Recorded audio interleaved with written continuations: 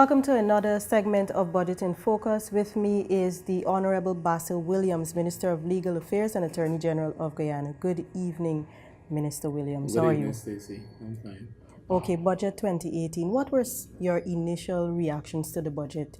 Well, I thought it was transformative because it impacts most, I would say, interests of stakeholders in the economy, and it addresses I would say, the conditions of the ordinary Guyanese person, as well as persons in the private sector. And in fact, the removal of that dichotomy between public and private sector in terms of annual leave, I think it's a very laudable proposal. And I'm not sure why it was so long. It took so long to be done. But it is a very popular one because people in the private sector, in the commercial sector, they're applauding it. Thank you, Minister. In terms of your sector, legal affairs, what are some of the plans going forward in your sector? Well, you know, the Ministry of Legal Affairs and Attorney General Chambers, we have said from the outset that our task is to restore the rule of law in Ghana after 22 years of what we had in the last government. And so from the outset, I had embarked on proposals to address certain fundamental issues in the justice sector. And I had first put some proposals to the IDB, but the proposal to reduce the backlog and to have digital recordings in the voice verbatim recordings in the courts, and dealing with cybercrime, training of judges, etc. I'd put up those proposals. But then the IDB, I found, was donor fatigued in the sense that they had just ended a justice sector reform program, and which included similar components. And they said that they spent a lot of money on the reducing of the backlog, and when the exercise was finished, the backlog had in fact increased.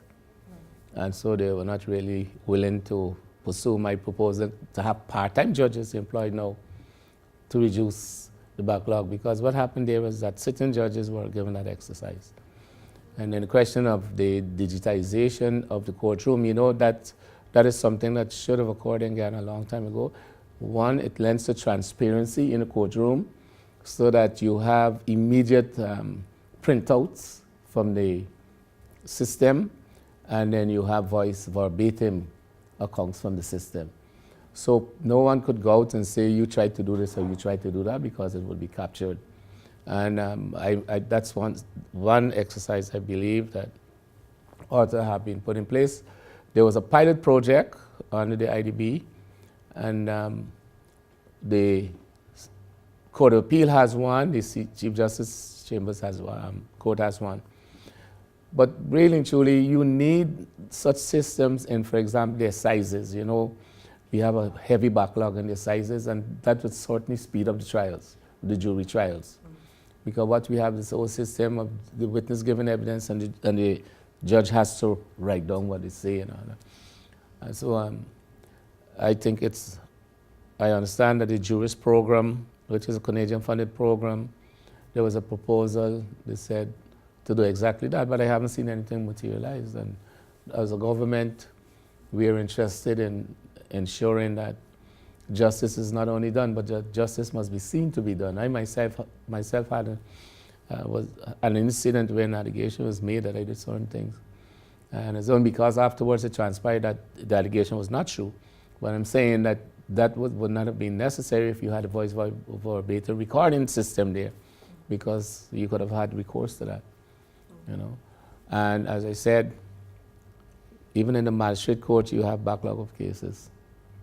So it's important that we address those issues. The question of a law reform commission was also one. We're going to have that now. That's going to be up and running shortly. We have advertised the staff, and we're now looking to get the commissioners. You know. Yeah, so we also, we're involved in legislative drafting And we have drafted very important pieces of legislation. And one of the first we did was to bring to the House for passage the amendment to the Constitution and to the FMA. I think the FMA is the Financial Management Accountability Act, to give financial independence to the judiciary. And we passed all the legislation. Of course, we had to pass a lot of legislation to remove Guyana out of the blacklisting by FATF and CFATF. And also, we involved in the Council of Legal Education, looking at the plight of our law students. You know, that situation is messy. And for years, they couldn't get the collective agreement signed. And I was able to get it signed in 2016, a year after I came into office, for 3 years. And so we still have to deal with it. That's why the issue of the law school came about. And the dark forces are trying to prevent the establishment of the Joseph Haynes Law School, but those dark forces will have to soon see light. Mm-hmm. So in terms of the establishment of the law school, Minister, what are some of the steps that are going to be taken in the new year going forward with that? Well, we right now in the feasibility stage of the project. Intensive negotiations have been conducted, and we are at the stage where we now have to identify the land.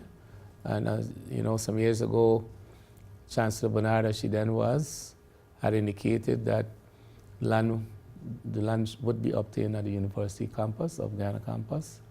And so I've engaged with the present and current Vice Chancellor, Dr. Ivla, and he's agreed. So we really, in fact, today the Deputy Vice Chancellor Reynolds, who he had deputed to deal with that question of identifying the land, had postponed it to another date, but I had asked a valuer to check with her for that purpose. So we're going to get that identified soon, because that's one of the items we are contributing to the project, and the Jamaicans have to come with matching funds. Okay, great. And in terms of the lands and deeds registry, what are some of the capacity building efforts that will be made by the ministry? Well, you know that the land registry had come in for a lot of criticism long before we entered into office. On entering office, I had recommended Senior Counsel Rosie Robinson to be the registrar of that registry, and she never looked back. And as I was reporting in my presentation tonight, that she had in fact removed the backlog, and everything is current inside that registry. All 3 registries are moving to digitization of their work and their documents. And the commercial registry has some MOUs with Ministry of Business and some chambers of commerce in Region 9 and 8 to enable business registration to be done in those regions. Make it easier for persons in those regions to do business registrations and the like. And plus she has an MOU with Credit Info for them to access the database of the commercial registry. So the idea is that people in CARICOM could access our registry if they need to do due diligence on any company in Ghana and the like. And equally, we would be able to do the same thing. And in the deeds registry, they have also done so with their system, in which they have a web. And you could stay in your home, lawyers could stay in their chambers, and business people could stay in their offices and access online the registry and deal with business in the registry like that.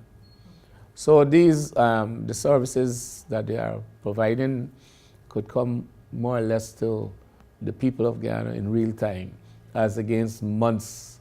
The transaction, as you all know, to pass a transport used to take a long time, interminably long time, business names and companies and patents and the like. So most of the work of all 3 registries they have really been brought up to currency. Okay. Well, you're the current chair of the Caribbean Financial Action Task Force. What are some of the focus areas you'll be addressing or championing now that you're in this position in terms of AMLCFT strengthening? Thank you. You know, as chairman, I have a work program, and the emphasis on our work program, the business of CFATF is mutual evaluation, where countries are evaluated to see whether they are in compliance and effectively so with the recommendations of FATF, which is a Financial Action Task Force, a global body of 198 nations, and to see that we implement the recommendations and immediate outcomes. Now, what is required, for example, we are going to be evaluated in 2022, but we can't wait until 2022 because they have certain things that we have to ensure that we have, that they are technically sound and that they are operating effectively. And that involve even the deeds registry, the commercial registry, companies registry. And we have, the system has supervisory agencies. I mentioned some in my presentation: Bank of Guyana, GRA, that's the Guyana Revenue Authority, SOCU, the Special Organized Crime Unit, the DPP, the FIU, the Attorney General Chambers, etc. And there are more supervisory bodies and many more reporting entities like banks, money transfer agencies, cambios, and the like. All of these things have to be in keeping and doing business in compliance with the recommendations. So the bank, when they take out a customer, before they have to do customer due diligence. If there are certain people in certain categories, they have to have a higher standard, what you call enhanced due diligence. The FATF has been very concerned with beneficial ownership of companies and legal arrangements like trusts, etc. They want to know who are the people, who's the person that is the actual beneficial owner, of these bodies. And charities, for example, a lot of they're high risk because a lot of big money passes through almost unnoticeably through charities. And lawyers also have to be supervised. There is no supervisory body for lawyers right now, so all of that has to be done before 2022, accountants and the like. It's unfortunate that under the national risk assessment that was done, lawyers and accountants come very high on the risk scale, and as well as money transfer agencies and so. So these different agencies, Bank of Guyana has the entire financial complex on it, and they have to ensure that they comply. GRA has another set, betting shops and the like. Gaming Authority, for example, they have all these casinos and the like. So everyone has to. You have the CCDO, who has the other cooperatives and charities and other bodies on her. So we have to ensure that all of these agencies and entities are in compliance with the FATF recommendations and the immediate outcomes, and that they're doing so effectively. And speaking of compliance, sensitization workshops for the reporting agencies, would these be continuing in 2018? Yes, well, we have to keep working all the time because there are a lot more to be brought into the grid, so to speak. As I said, the lawyers have to come in, accountants, etc. And all of those car parts dealers and you name it, they have to be brought in because, they come up under the risk assessment as high risk entities. Okay. Now, Minister, what are some other priority areas that you'll be focusing on in the new year? Well, we have this IDB, Ministry of Legal Affairs program to reduce concentrations in the prison system. And they propose to do that by addressing two components. One is to reduce the prison population of pretrial detainees. That is people on remand in prison awaiting trial for non-violent and minor offenses. And to ensure that they get legal assistance, that's why we have to establish a legal aid clinic, a pilot legal aid clinic. Whilst doing that, we will also try to engage other NGOs that are doing the similar work, so that you provide assistance to persons before they appear before the courts, and so they will have representation that would enable them to not to be incarcerated pending their trial, for example. And if they are tried, if they go to trial, then the other component is to ensure that there are alternative sentencing arrangements, so you don't overcrowd the prison. So the whole idea is that you will have the ministry's Law Reform Commission. The project would work and develop that, the ministry's commission, to enable it to introduce new legislation to deal with such alternative sentencing. We know you have alternative sentencing right now. Remand, like you have reprimand and discharge, you have fines, community service that will not put people into the jail. And of course, integral in all of this is the probation services. In community sentencing, they are really pivotal because they have to ensure that they monitor the person who, instead of being placed in jail, is being put outside and given a chance to develop themselves while serving the sentence. So they must have a supervisor. And so we have to work with social protection ministry and try to develop a cadre or widen what they have so that they could service the system that we're thinking about, you know. And there are other forms of alternative sentencing, restorative justice practices. Those are practices that would enable victims and the perpetrators to have some other alternatives to trial. So instead of going to trial, the victim and the perpetrator could get together and try and reconcile whatever differences they have and the like.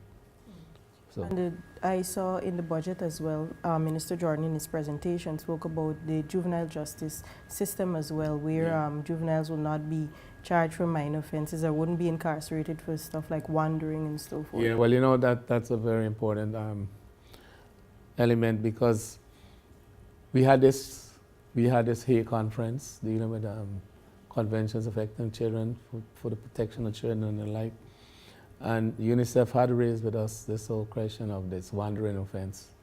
You just pick up young people and you throw them into the NOC, and that doesn't serve anyone any purpose. So there's a bill that was in the custody of the Ministry of Public Security being drafted. It's with us now, as we are the government's lawyers and draftsmen, draftspersons, I should say. And we'll have that bill in the Parliament in 2018.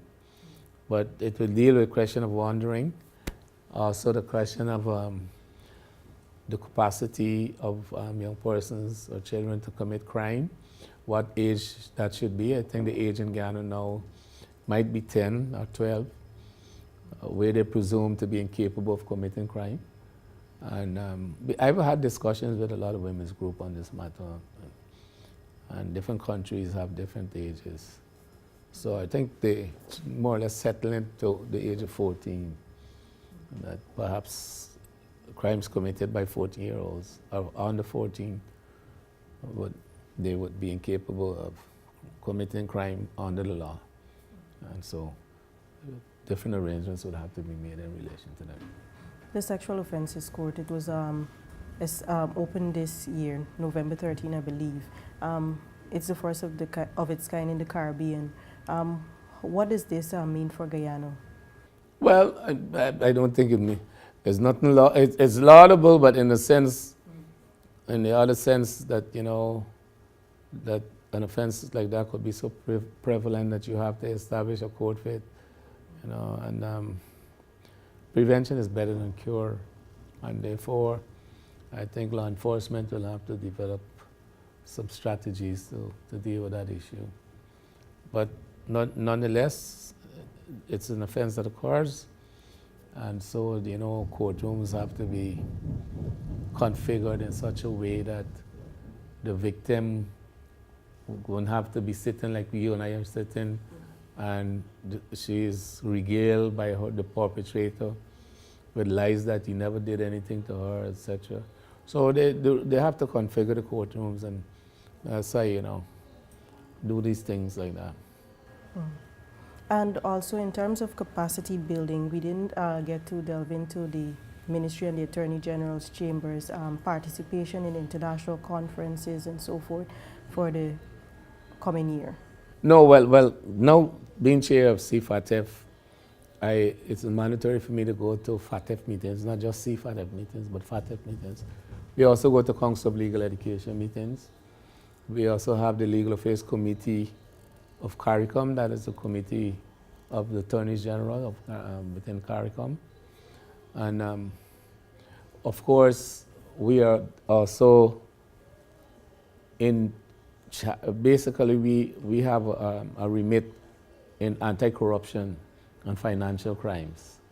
As you know, we've been doing sensitization also. We've gone to several regions already with our anti-corruption and sensitization programs. It's important that the employees of the state understand, the elements of corruption, because they could be so easily entangled. If they do something for somebody, next thing the person turns up with a gift for them, and stuff like that. So we have to ensure, and the corruption comes under the United Nations Convention Against Corruption, which enjoins us to reduce into our local law provisions to deal with corrupt acts. And that's where the SARA Act came into being, creating SARA, the agency, and their remit largely is to treat with civil proceedings against persons who are in possession of property unlawfully obtained. So that's another main thrust of our ministry. We also have the registries, these commercial registries, and we have the land registry there just accounted for. And SARA itself comes under the Ministry of Legal Affairs. So we have the trust. We have really combating the laundering of dirty money under the AMLCFT. We have a role in combating the purloining of state assets by employees. And we also have a role in ensuring that the government's legislative agenda is also effective. And we also have an advice and litigation division where, the Attorney General is the principal legal advisor to the government. And all civil actions against government ministries, agencies and departments are done in the name of the Attorney General. The Attorney General doesn't appear in every case. He has a chamber. His chambers, there are many lawyers in their chamber. So we do a lot of work, and we advise other government ministries, etc. We sit on boards that other government ministries have, and the UN and other international agencies when they have any projects, and they have to have committees constituted, and they always seem to want a lawyer from the Attorney General's chambers, and we don't have all those lawyers to go around. So we have to do institutional and capacity building. We need more senior draftspeople, and we need more senior litigation staff within the chambers. Before we wrap up, Sarah, in terms of prosecutions and, state asset recovery is a big thing, and we've been hearing a lot about it. In terms of prosecutions, could we look forward to any of those, or they're still in the stage of gathering? Well, SARA has nothing whatsoever to do with criminal proceedings. SARA is a civil recovery process. They go against the property that has been unlawfully obtained by a public official or any other person. That's their remit. They're not concerned with who has possession. If the person is a convict or wanted by the police or has been charged, that's not the remit of SARA. SARA goes against the property. And the standard is a civil standard, and they could investigate and go to the court for orders. and they do nothing. The director of SARA cannot do anything without approval by the courts. You know, the court must approve. All right, and so as we begin to wrap up, could you give us some final thoughts on Budget 2018 and what Guyanese can look forward to? Well, I think the budget shows you that we are a responsive government, that we listen to our citizens. If they complain, I mean, a government has to govern. But if the people find some aspect of our governance not to be acceptable, and they actually make the effort to manifest the discontent, etc., you have to listen. It doesn't mean that every time a manifestation of discontent is made, that it is really something that is viable or genuinely so. You know, people could come out politically just to harass the government and the like. But the government would respond to constructive criticism, genuine criticism, and if any measure done by the government brings hardship to the people, we will be responding and re-examining and re-looking. We don't have a problem if in reconsidering it, that we arrive at the decision that, okay, we see it the same way as they do, you know. So it is important that we have this kind of interaction between the government and the citizenry anyway, you know. So that's the kind of government we are. We are a caring government, and we want to ensure that all Guyanese have a good life, that all Guyanese participate in the patrimony of the country, oil and gas, minerals, whatever, the agricultural products, land. Everyone must have a share in the wealth of the country. Thank you very much, Minister. And thank you very much, viewers, for staying tuned with us on Budget in Focus. Join us again for our next episode. Thank you.